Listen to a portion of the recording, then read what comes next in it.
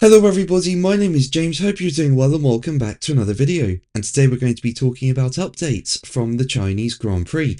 If you enjoy the video, make sure to leave a like and subscribe for more Formula 1 content. Also make sure to follow me on X at James's Pit Lane, I'll leave a link in the description. But let's jump straight into the video. So we've just had the Chinese Grand Prix and that was a very dominant race from McLaren.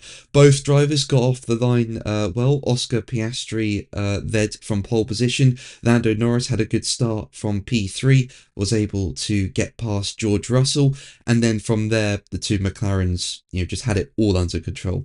They pulled away and there was literally nothing anyone could do to stop them. And as a result, McLaren finished 1-2 with Oscar Piastri finishing first and Norris second. But there was a bit of drama involving Norris towards the end of the race. He seemed to have issues with his brake pedal, and while he had decent pace and was able to stay for the majority of the race within around 3 seconds of Piastri, that brake pedal was getting worse and worse in the final few laps, and Norris had no choice but to back off. He was speaking about the brake pedal going flat, so yeah, you have to finish and you need to slow down. You have to brake early.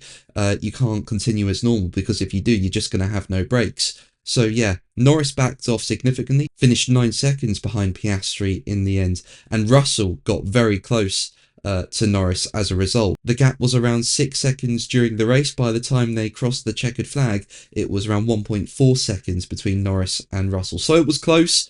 Norris definitely had to do a lot of managing towards the end, but yeah, he still managed to bring the car home in P2.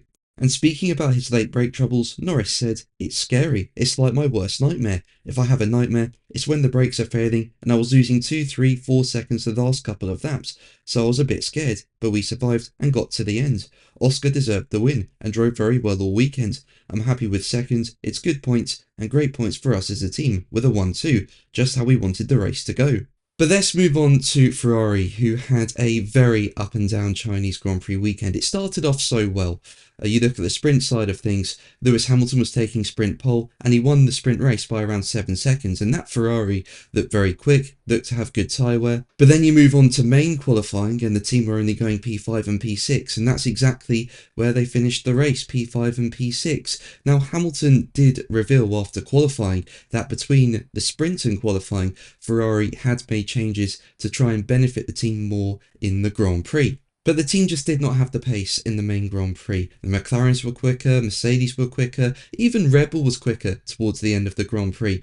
For most of it, Max Verstappen, did not have the pace of the Ferrari and was quite behind them. But towards the end of the Grand Prix, he started coming back at Ferrari, and he was able to put Leclerc under a lot of pressure in the final few laps and was able to get him with a really good move, it has to be said. But yeah, Ferrari just did not have the pace. There is an unusual positive that the team can take away though, because at the start of the race, Lewis and Charles made contact. Charles bounced off the curb into Lewis's car. The two made slight contact, and that damaged Charles's front wing. His left front end plate, was completely gone. It was missing. He would have lost a load of downforce. But at various points during the Grand Prix, Leclerc still looked to have decent speed, and even at one point, he was challenging George Russell in the Mercedes. So yeah, overall, the Ferrari car, was missing pace today. But yeah, as I say, there were several points where Leclerc looked to be quick, even with a broken front wing. As for Lewis, though, he just really struggled with pace. He had to let his teammate go by at one point because Leclerc was just quicker. And then while everyone else was doing a 1-stop, Hamilton tried a 2-stop to see if he could come back at cars on fresher tyres. But yeah, that just did not work, even though it was the right idea. And yeah, Hamilton ended up P6. So a complete change of pace compared to what happened in the sprint when he won that quite comfortably. And speaking about the Grand Prix, Hamilton said, "It was massively different. I just struggled. I didn't have any rear end, and then the car was not turning in the low speed. Yesterday, I didn't have that problem."